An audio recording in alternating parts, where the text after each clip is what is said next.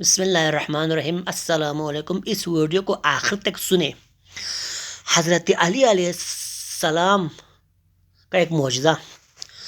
سلمان فارسی نے حضرت علی سے پوچھا، اے علی، موت کیا ہے؟ سکرات کیا ہے؟ کیسے آتی ہے؟ کس طرح آتی ہے؟ مجھے بتائیے۔ حضرت علی نے فرمایا، اے سلمان، تمہیں بتاؤں یا تمہیں دکھاؤں؟ سلمان جواب دیتا ہے، اے علی، اگر آپ نے دکھایا تو میرے ایمان میں مزید اضافہ ہو جائے گا۔ حضرت علی نے سلمان کو قبرستان میں لے گئے۔ ایک قبر کو ٹھوکر والا علی نے ایک نوجوان قبر سے اٹھا، زخموں سے چور، چیختا ہوا، چلاتا ہوا وہ جوان قبر سے اٹھتا ہے اور مولا علی کے قدموں میں گرتا ہے۔ حضرت علی علیہ السلام اس جوان سے کہتا ہے، اے جوان، سلمان تم سے موت کے بارے میں پوچھنا چاہتا ہے۔ وہ آدمی کہتا ہے جو قبر سے اٹھتا ہے، وہ کہتا ہے، اے سلمان، نہ پوچھ موت کیا ہے، نہ پوچھ موت کیا ہے۔ اے سلمان، میں سو رہا تھا، میں بستر بیمار تھا، میں چرپائی پر لیٹا ہوا تھا، میرے رشتہ دار چاروں طرف میرے بیٹھے ہوئے تھے۔ اچانک میں نے آسمان پہ دیکھا، ایک خوفناک شکل ہے جو مجھے ڈرا رہا ہے۔ میں نے کہا، اے شخص، تو کون ہے؟ میں بیمار ہوں، مجھے کیوں ڈرا رہا ہو؟ وہ جواب دیتا ہے، میں ڈرانے والا نہیں ہوں، میں ملک الموت ہوں، میں ملک الموت تمہارے روح کو قبض کرنے کے لیے آیا ہوں۔ ملک الموت وہ کہتا ہے، اے ملک الموت، تو میرے روح کو کہاں سے قبض کرے گا؟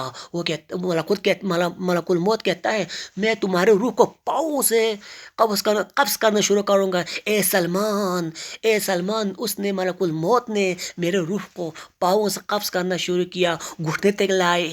پاؤں سے گھٹنے تک مجھے ایسا محسوس ہوا جیسے کسی قصائی نے میرے پاؤں سے لے کر گھٹنے تک میرے ٹکڑے ٹکڑے کر دیے ہو۔ اے سلمان، اس ملک الموت نے پھر میرے روح کو گھٹنے سے کھینچا، لایا اوپر گردن کی طرف لایا، گھٹنے سے لے کر گردن تک مجھے ایسا محسوس ہوا جیسے کسی قصائی نے مجھے کسی مشین میں لگا کر میرے کیمے کر دیے ہو، میرے ٹکڑے ٹکڑے کر دیے ہو۔ میں چیخ رہا تھا، میں چلا رہا تھا، اور اس ملک الموت نے گردن سے میرے سر تک میرے روح کو اتنا تیزی کے ساتھ نکالا، وہ درد آج تک مجھے یاد ہے۔ سلمان، میری روح نکل گئی، میرے رشتہ دار، میرے خاندان کے سب افراد میرے چاروں طرف، میرے بچے بابا بابا بابا کہہ کر رو رہے تھے، بابا مر گئے، بابا چلے گئے کہہ کر رو رہے تھے۔ مگر اے سلمان، میری روح نکلنے کے بعد میری دیکھنے کی قوت بڑھ گئی، میری سننے کی طاقت بڑھ گئی، سب کچھ رو رہا تھا، سب کچھ چیخ رہا تھا، میری بیوی رو رہی تھی، میرے ماں باپ رو رہے تھے، میرے بچے رو رہے تھے، میرے رشتہ دار رو رہے تھے، سب رو رہے تھے۔ ارے کوئی میری بات نہیں سن رہا تھا، میں سب کو دیکھ رہا تھا۔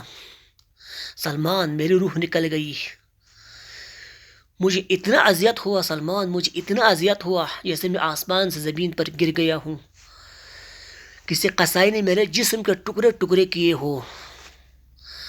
اب لے چلے، میرے رشتہ داروں نے مجھے غسل دینے کے لیے، مجھے درد سے میں چیخ رہا تھا، میں چلا رہا تھا، مجھے درد کی شدت بڑھ رہی تھی۔ ہائے افسوس، غسل خانے میں میرے میت کو لے گئے، مجھے میرے لاش کو لے گئے، میں سب کچھ دیکھ رہا تھا، میں سب کچھ سن رہا تھا، میرے کپڑے اتارے، مجھے غسل دینے کے لیے میرے کپڑے اتارے، اور انہوں نے میرے جسم پر پانی ڈالا۔ ان کے لیے تو پانی تھا، مگر میرے لیے مجھے ایسا محسوس ہو رہا تھا جیسے کسی نے اوپر سے میرے اوپر پتھر پھینک رہے ہو۔ مجھے اتنا درد ہوا، اتنا میں چیخ رہا تھا، مگر کوئی سننے کے لیے تیار نہیں تھا، سب غافل بیٹھے ہوئے تھے، میرے میت کو غسل دے رہے تھے، جو پانی وہ ڈالتا تھا مجھے میرے درد میں اضافہ ہوتا گیا، جسے کسی نے اوپر سے میرے اوپر پتھر پھینکا ہو۔ اب میرے میت کو غسل دے کر میت تیار ہو گئی، میں تیار ہو گئی۔ ہائے اللہ اکبر! سلمان، یہ منظر بہت سخت تھا، بہت سخت منظر تھا سلمان، میں برداشت نہیں کر پایا۔ اب میرے لاش کو، میرے میت کو لوگ کفن میں باندھ دیے، مجھے کفن پہنایا گیا، مجھے کفن میں لپیٹ رہے تھے، کفن پہن کر میری وحشت میں میرے خوف میں اضافہ ہوتا کیا۔ اب لوگ میرے لاش کو چرپائی پر رکھے اور اٹھائے، جیسے جیسے میں مجھے قبرستان کے نزدیک ہوتا گیا، جیسے جیسے میں قبر کے نزدیک ہوتا گیا، میری خوف میں اضافہ ہو گیا، میری چیخ میں اضافہ ہوتا گیا۔ وہاں جا رہا ہوں جہاں کوئی نہیں ہے، وہاں جا رہا ہوں جہاں آج تک کوئی جہاں میں پہلی بار جا رہا ہوں، وہاں جا رہا ہوں جہاں میں نے کبھی دیکھا نہیں ہے۔ سلمان جیسے جیسے قبر کے نزدیک پہنچتا گیا، میں چیخنا شروع ہو گیا، میں چلانا شروع ہو گیا۔ میرے بچے میرے لاش کے پیچھے، میرے خاندان، میرے بیٹے سب میرے لاش کے پیچھے بابا بابا بابا کہہ کر آ رہے تھے اور قبر کے نزدیک پہنچ گئے۔ ہائے اللہ اکبر! لوگ مجھے قبر میں اتارے، میرے رشتہ دار سب موجود تھے، میں سب کو دیکھ رہا تھا۔ اب اللہ اکبر!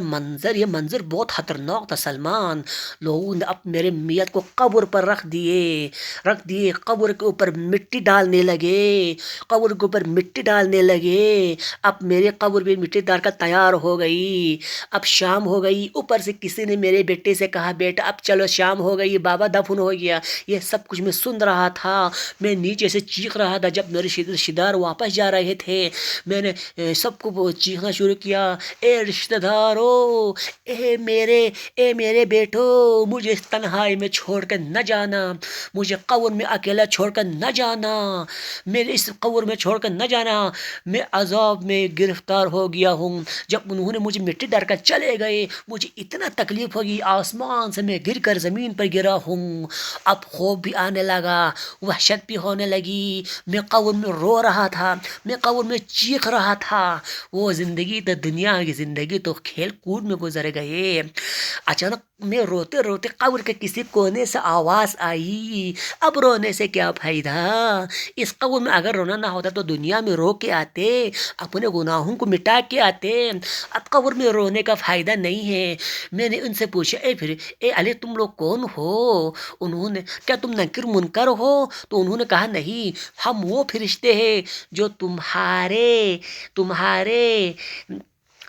گناہوں کو لکھیں گے اور تمہارے گردن میں ڈالیں گے۔ میں ان فرشتوں کو یہی جواب دیا، نہ میرے پاس قلم ہے، نہ میرے پاس سیاہی ہے، نہ میرے پاس کاغذ ہے، ارے میں کیسے لکھوں گا؟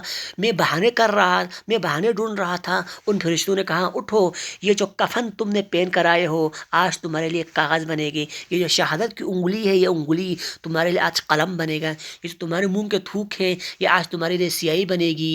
انہوں نے میرے کفن کو پھاڑ کر وہاں پہ لکھنا شروع کیا۔ انہوں نے میرے گناہوں کو یاد دلایا مجھے، انہوں نے یاد دلاتا گیا، میں نے گناہوں کو لکھتا گیا۔ انہوں نے مجھے یہ یاد دلایا جب تم 15 سال کا تھا تو نئے بالغ ہو گیا تھا، تم نے پہلا گناہ یہ کیا تھا، 16 سال کی عمر میں تم نے یہ گناہ کیا تھا، 17 سال کی عمر میں تم نے یہ گناہ کیا تھا۔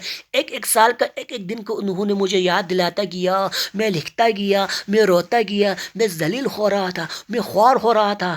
ہائے افسوس کاش میں وہ گناہ دنیا میں مٹا کے آتے، دنیا میں رو کے آتے۔ لکھتے میرے گناہوں کو لکھتا گیا اور وہ کفن جہاں پہ میں نے گناہ لکھے تھے اس کو پھاڑ کر میرے گردن میں ڈال دیے۔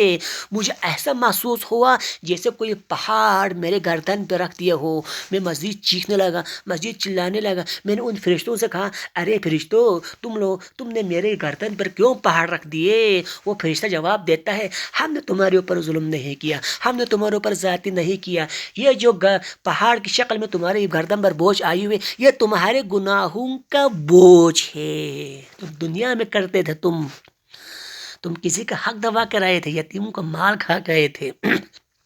میں اس پہاڑ کے نیچے اس وزنی گناہوں کے نیچے میں رو رہا تھا، چیخ رہا تھا، چلا رہا تھا۔ اچانک میری قبر نور سے بھر گئی۔ میں نے دیکھا میرا قبر نور سے بھر گیا۔ میں حیران ہو گیا، ارے قیامت تو نہیں آ گیا، قیامت تو نہیں آئی، ارے سورج تو نہیں نکلا۔ میں نے کہا جی میرے قبر میں ایک کچھ جوان صالح خوبصورت خوشبودار وہ آئے میرے قبر میں اور میرے گود سے میرے سر سے سر سے مٹی کو صاف کیا، پسینوں یہ مٹی کو صاف کیا، مٹی کو صاف کیا، اور مجھے اپنے گود میں بٹھایا، مجھے پیار کیا، مجھے انہوں نے حوصلہ دیا، گھبراؤ نہیں ہم آ گئے۔ میں چیختے چیختے روتے روتے ان سے پوچھا، ارے تم لوگ کون ہو؟ جہاں ماں کام نہیں آئی، جہاں باپ کام نہیں آیا، جہاں اولاد کام نہیں آئی، جہاں رشتے دار کام نہیں آئے، جہاں مال کام نہیں آئے، میں نے ان سے پوچھا، وہ جواب دیا، اے بندے مومن نہیں پہچانا، ہم تمہارے زندگی کے نماز ہیں۔